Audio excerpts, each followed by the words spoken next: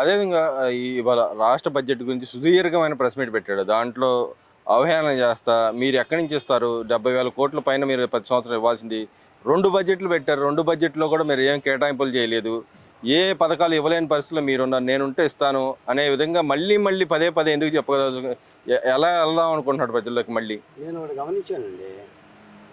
జగన్మోహన్ రెడ్డి గారి రాజకీయ వ్యూహం ఏంటంటే 5 సంవత్సరాల పరిపాలనా కాలంలో చంద్రబాబు నాయుడు గారి మీద ఆ ఒక్కటి అడగ అనేది మంత్రదండం అండి. అంటే ఆ సూపర్ 6 పథకాలు ఏమైంది? నేను లెగిస్తే అదే అడుగుతాడు.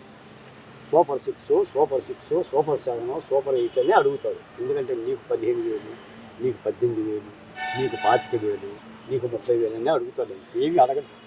ఏనా పోలవరం ఎంతవరకు కట్టారు, అమరావతి నిర్మాణం ఏంటి, పరిశ్రమలు ఏం పెట్టారు, ఇవేమీ ఆయనకు అక్కర్లా. అంటే ఈయన ఉద్దేశం ఏంటంటే చంద్రబాబు నాయుడు గారి యొక్క ప్రభుత్వం సూపర్ 6 పథకాలు ఇవ్వలేదు.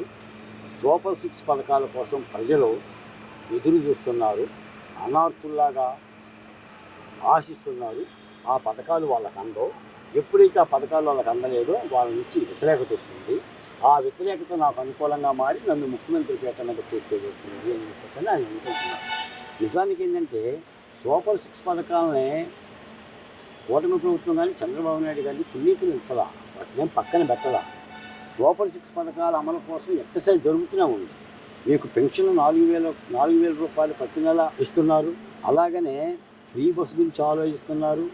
మొన్న ఫ్రీ గ్యాస్ మూడు బండల సిలిండర్లు ఇచ్చారు.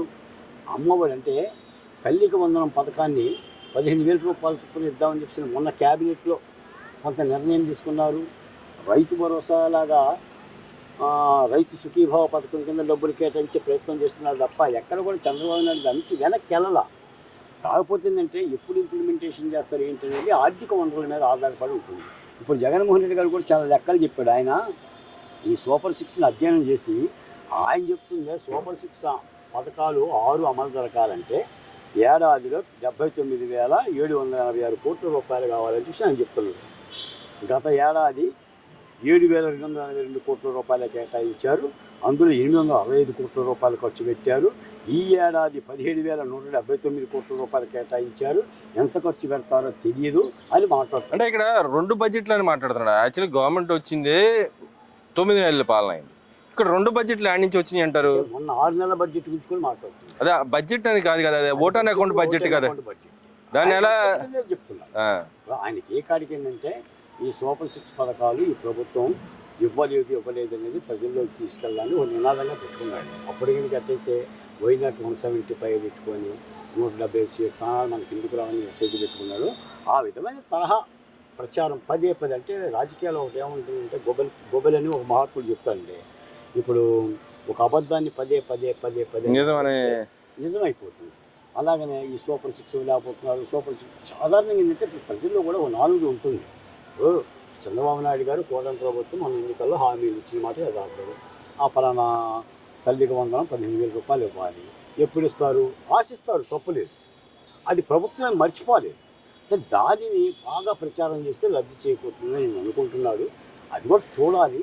నాకు తెలిసిందంటే జగన్మోహన్ రెడ్డి గారు వెళ్తే అసెంబ్లీకి వెళ్ళి మాట్లాడుతుంది జరగని పని. ఎందుకంటే ఆయన వెళ్ళడు. ఆయన ప్రతిపక్ష హోదా ఇవ్వనంత వరకు ఆయన ఫోన్ అని అన్నాడు. సరే ఆయన రావాలని కూడా ఎవరు కోరుకోవడం. అంటే ఇక్కడ ఇవాళ అసెంబ్లీలో కూడా ఆయన రాసిన లెటర్ మీద స్పీకర్ గారు చర్చించారు. దానికి రూలింగ్ ఒకటి ఇచ్చారు. వాళ్ళ ప్రచారం మీద కూడా ఏది కట్టడి చేయాలని చెప్పి పార్లమెంటరీ వ్యవస్థను కాపాడాలనే విధంగా వాళ్ళ చర్చ జరిగింది. అసెంబ్లీలో చర్చ జరిగింది.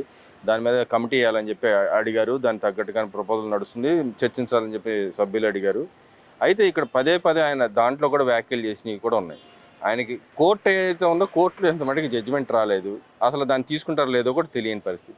ఆయన పదే నాకు అవకాశం ఇవ్వట్లేదు అని చెప్పి ఈయన వాళ్ళ నాయకులైనా మా వాడికి అవకాశం ఇవ్వట్లేదు ప్రతిపక్ష నాయకుడిగా ఉంటేనే మేము వస్తామని చెప్పి ఆయన వ్యవహార శైలి ఈ విధమైన బెదిరింపులు పాల్పడి మాకు మందబలం ఉంది, వెనకాల 40% ఓటు ఉంది, దానికి తగ్గట్టుగా ఇవ్వాల్సిందే అనేది గట్టిగా బెదిరింపులు వ్యవహార శైలిని ఎలా చూడొచ్చు అంటారు? స్పీకర్ గారు ఇందాకన్న మాట కూడా మాట గమనించండి. ప్రతిపక్ష హోదా కావాలని చెప్పేసి జగన్మోహన్ రెడ్డి గారు పిటిషన్ చేశారు కోర్టులో. అసలు ఆ పిటిషన్ విచారించాలో లేదనేది కూడా కోర్టు ఇంకా నిర్ణయం తీసుకోవాలా. అంటే ఆ పిటిషన్కి విచారణ అర్హత ఉందా లేదా అని.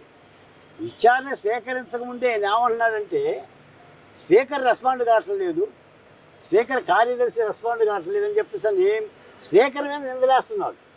దాన్ని ఈ రోజున స్పీకరు అయ్యన్న పాత్రుడు సభలో చెప్పి ఇది సభా హక్కుల ఉల్లంఘన కింద వస్తుంది, సభని గోల చేస్తున్నాడు జగన్మోహన్ రెడ్డి గారు అని చెప్పిన మాట ఈరోజు చర్చకు వచ్చింది.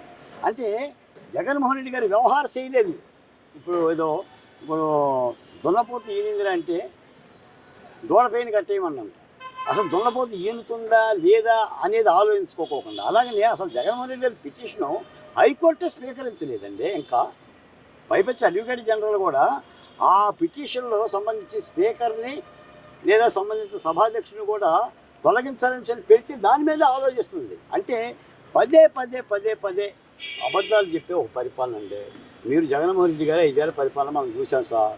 అమరావతి విషయంలో కానీ లేదంటే జాబ్ కాలం విషయంలో కానీ పరిపాలన విషయంలో కానీ చెప్పిన అబద్ధాలే కదండి, అన్నీ అబద్ధాలే కదా. మరి ఈరోజు పదే పదే గవర్నమెంట్ తీసుకొచ్చిన పాలసీల మీద కానీ వాళ్ళు బడ్జెట్ మీద బాహుబలి బడ్జెట్ వీళ్ళు ఇచ్చేస్తారంట, అప్పులు తీసుకొస్తున్నారు, నేను అప్పులు తీసుకొచ్చింది ఇంతే, నా మీద గ్లోబల్స్ ప్రచారం చేసి 10,000 లక్షల కోట్లు అని చెప్పారు, ఏది ప్రూవ్ చేయలేకపోయారు అన్నట్టు మాట్లాడుతున్నాడు పదే పదే. నేను మాట చెప్తాను సార్, ఇప్పుడు కూటమి ప్రభుత్వం వచ్చినాక 3,20,000 కోట్ల రూపాయల బడ్జెట్ పెట్టింది ఆయా శాఖలో ఈ శాఖలో చెప్పి మనం మాట్లాడుతున్నాం.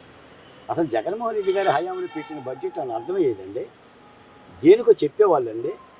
ఇప్పుడు వాడిని కొడతా, వీడిని తిడతా, ఇల్లు పొడుతా, వాడిని నాశనం చేస్తా, ఆ కార్యాలయం మీద దాడి చేయటం, చంద్రబాబు నాయుడు గారి ఇంటి మీద దాడి చేయటం. నేను మాట చెప్తున్నాను, నేను సభకు పోతే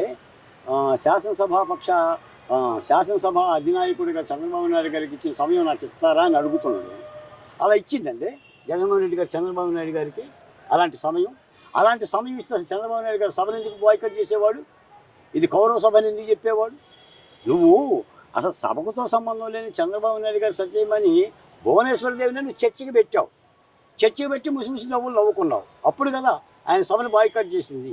అసలు నువ్వు ఎవరికి ఇచ్చావు చెప్పండి?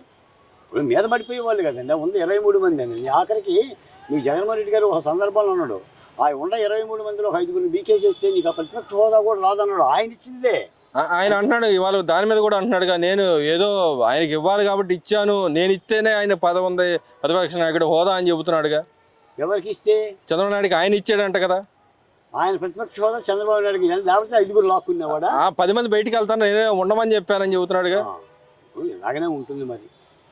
ఇప్పుడు అంటే ఆయన ఇస్తేనే ఉందా లేదా జనాలు ఇస్తే వచ్చిందా? వాడెక్కిందాక వాడ మల్లన్న, వాడ దాటిన తర్వాత బోడి మల్లన్నని, ఇప్పుడు ఇది ఊడింది కాబట్టి చేసి నేనే ఇచ్చానని విషయం చెప్తాను. అందుకని ఇవన్నీ కూడా ప్రజలకు అర్థమవుతుందండి. ఒకటి ఏంటంటే శ్రీకాంత్ గారు, ఈ రోజున ఈ సోషల్ మీడియా ప్రపంచంలో, ఈ ఆధునిక సమాజంలో సెల్ ఫోన్ చేతిలోకి వచ్చిన తర్వాత ఏది నిజం ఏది అబద్ధం అని చెప్పేసి బొట్టు పాటుకు పెట్టి ఒకరు చెప్పాల్సిన పని లేదండి. ప్రజలకు అర్థమవుతుందండి. జగన్మోహన్ రెడ్డి గారు ఏం మాట్లాడుతున్నారు, చంద్రబాబు నాయుడు గారు ఏం మాట్లాడుతున్నారు, బాలకోట అనేవాడు ఏం మాట్లాడుతున్నాడు, అమరావతికి పక్షాన ఎవరు పోరాడుతున్నారు, అసలు కూటమి ప్రభుత్వం కూడా ఏ నిర్ణయాలు తీసుకుంటుంది, ఎవరికి అందరాలు ఇస్తుంది, ఎమ్మెల్సీలు ఎవరికి ఇస్తున్నారు, కార్పొరేషన్ చైర్మన్లు ఎవరికి ఇస్తున్నారు, లేదా సూపర్ సిటీ మీద ఏం మాట్లాడుతున్నారు అనేది ప్రజలకు అవగాహన ఉందండి. మరీ అవగాహన లేని విధంగా అయితే ప్రజలు లేదు. తప్పనిసరిగా వీటి కూడా బేరీ చేసుకుంటారు. ఫైనల్గా చెప్పండి, ఈరోజు ఏదైతే సభాపతి ఇచ్చిన రూలింగ్ ప్రకారం చూసుకుంటే రేపొద్దున వాళ్ళ సాక్షి పేపర్ మీద కానీ సాక్షి ఛానల్ మీద కానీ ప్లస్ ఏదైతే సోషల్ మీడియాలో వ్యాఖ్యలు చేస్తున్న కొంతమంది వ్యక్తుల మీద కానీ చర్యలు తీసుకునే అవకాశం ఉందంటారా? చర్యలు తీసుకోవాలి కూడా సార్. ఇప్పుడు మీకు ఒక మాట గమనించండి, ఒక ఉదాహరణ చెప్తాను మీకు. ఇప్పుడు వైఎస్ వివేకానంద రెడ్డి హత్య చేయబడ్డప్పుడు అదే వైఎస్ఆర్ కాంగ్రెస్ పార్టీ అధికారిక పత్రికల్లో చంద్రబాబు నాయుడు గారికి ఒక భార్యని కత్తి ఇచ్చేసి నారాసుర రక్త చరిత్రను రాశారండి. ఇప్పుడు ప్రభుత్వం దాని మీద నోటీస్ ఇవ్వలేదండి సాక్షి పేపర్. అసలు అది గుండెపోటు అనేది తెలియదు, గొడ్డలు వేటు అనేది తెలియదు సందర్భంగా మీరే హత్య చేశారని చెప్పి రాసి చంద్రబాబు నాయుడు గారిని ముద్దాయి చేసే ప్రయత్నం చేశారు. సిబిఐ ఎంక్వైరీలో ఎవరని తేలిందండి, దోషులు ఎవరని తేలారు, సునీతారెడ్డి ఏమని పోరాడుతుంది, షర్మిలారెడ్డి గారు ఏం చెప్పారు అంటే వీళ్ళ మీద చర్యలు తీసుకోవాలి. మరి కూటమి ప్రభుత్వం ఎందుకు ఆగుతుంది, ఎందుకు సెసబిసలు లెక్కేస్తుందో నాకైతే అర్థం కావడం లేదు. కానీ జగన్మోహన్ రెడ్డి గారు అంటున్న మాటల మీద నోటీసులు ఇచ్చి చర్యలు తీసుకుంటే కొంత ఈ దూకుడికి కళ్ళెం పడుతుందండి.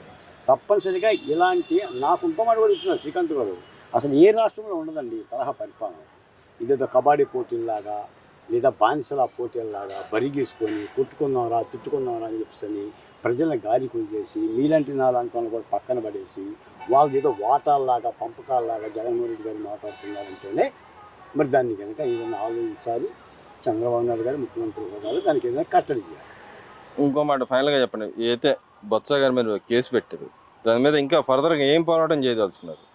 లేదు సార్, ఈ రోజున ప్రజా రాజధాని అమరావతిలో జేఏసీలతో నేను మాట్లాడాను, జేఏసీ నాయకులతో. తప్పనిసరిగా బొత్స అమరావతిని శ్మశానం అని మళ్ళీ అనటాన్ని తప్పనిసరిగా అడ్డుకట్ట వేస్తూ అన్ని పోలీస్ స్టేషన్లో ఫిర్యాదు ఇవ్వాలని చెప్పేసి అని నేను చెప్పాను. వాళ్ళు నిర్ణయం తీసుకున్నారు. నిన్న వెలగపూడికి సంబంధించిన రైతు జగన్మోహన్ రావు గారు ఆయన ఫిర్యాదు చేశారు. భవిష్యత్ వాళ్ళు కూడా ఫిర్యాదు చేస్తారు. దీన్ని అయితే పోనివ్వం. ఎందుకంటే ఇలా అమరావతిని దూషణకరంగా చేస్తే దాన్ని అడ్డుకట్టి ఇవ్వకపోతే అది మమ్మల్ని మేము నిందించుకున్నట్టు ఉంటుందండి. నిజానికి ఏంటంటే అమరావతి అంటే ఈ రాష్ట్రానికి అమ్మ. అమరావతిని తెచ్చడం అంటే అమ్మని తెచ్చుకుంటుందే నా దృష్టిలో భావన. తప్పనిసరిగా కూటమి ప్రభుత్వం కూడా స్పందించాలండి. స్పందించి బొత్స సత్యనారాయణకు ఒక నోటీస్ ఇచ్చి ఇలాంటి వ్యాఖ్యలు మాట్లాడటానికి కారణాలు ఆయన ఎమ్మెల్సీ అవ్వచ్చు, లేదా శాసనమండలి నాయకుడు అవ్వచ్చు.